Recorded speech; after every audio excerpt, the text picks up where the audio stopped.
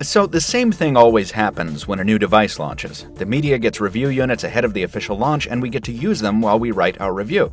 Then the press embargo lifts, every outlet posts their reviews and videos at the same time, writers and commenters go back and forth, and it's a huge frenzy of opinion and buzz for about a day, and then it all goes away.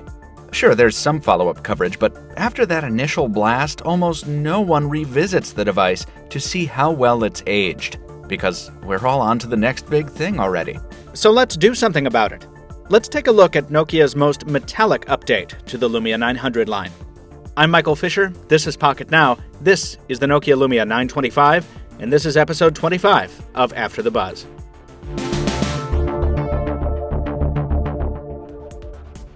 While it just became available on AT&T in September, the Lumia 925 first launched in the United States on T-Mobile back in July, and it was available in parts of Europe the month before that.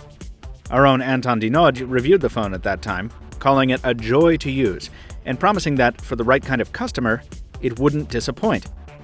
5 months later, both observations continue to be true.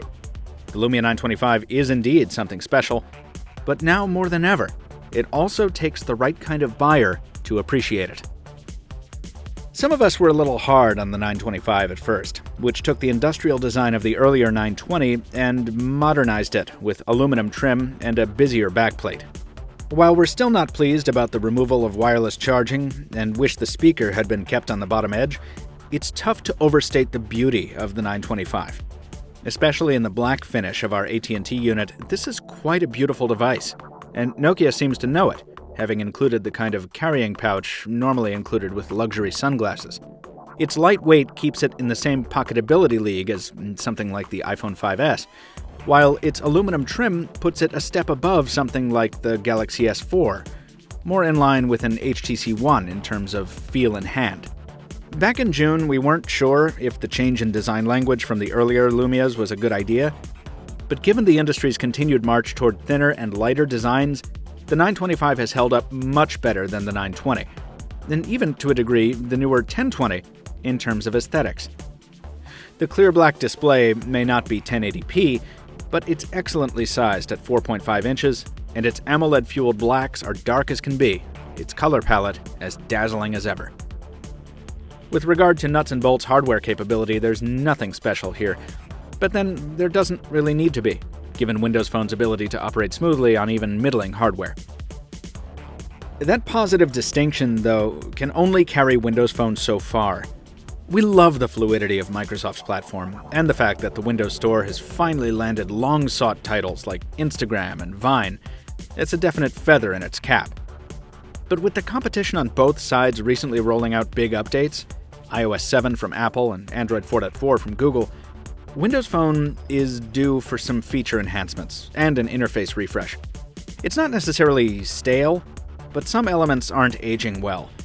The People and Me hubs, for example, have failed to keep pace with the functionality of the social networks they plug into. Some live tiles don't always update as often or as seamlessly as they should. The clipboard forgets copied content fairly quickly.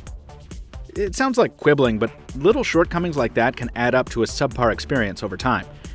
We can only hope that Microsoft addresses them in the next Windows Phone release, and that upgrade will run on the 925's older hardware. On the other hand, Nokia has thankfully done a great job of keeping these phones up to date with the latest software toys.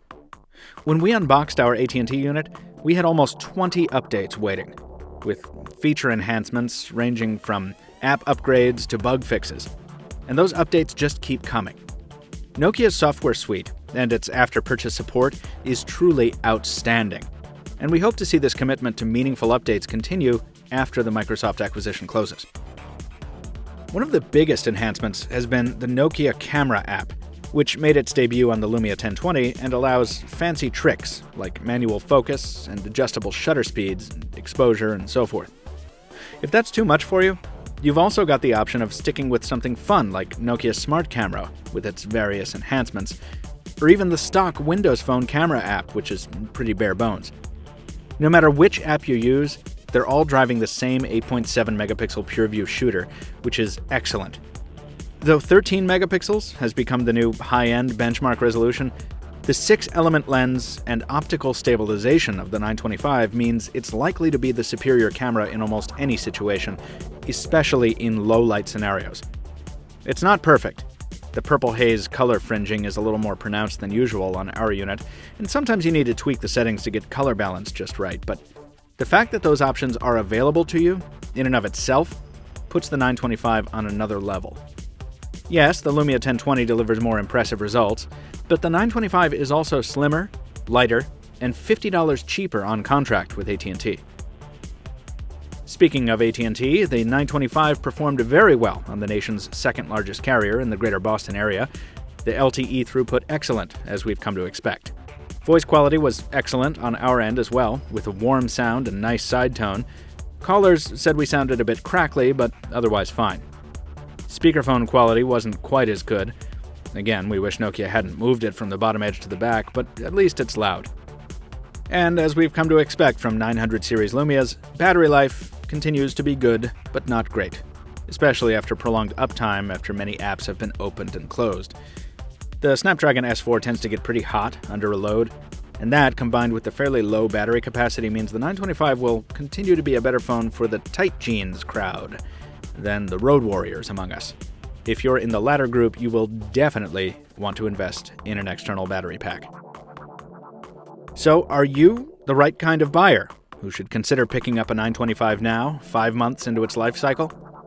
Well, whether it will continue to age well depends largely on what we see in the next version of Windows Phone. And there's no guarantee that all of the new version's features will come to the 925. So honestly, it's a gamble. But if you are buying right now, and you're looking for a fluid, straightforward user experience and an outstanding and adaptable camera, and you don't want to spring for the added bulk or cost of a Lumia 1020 or 1520, the 925 is a real beauty, despite its shortcomings.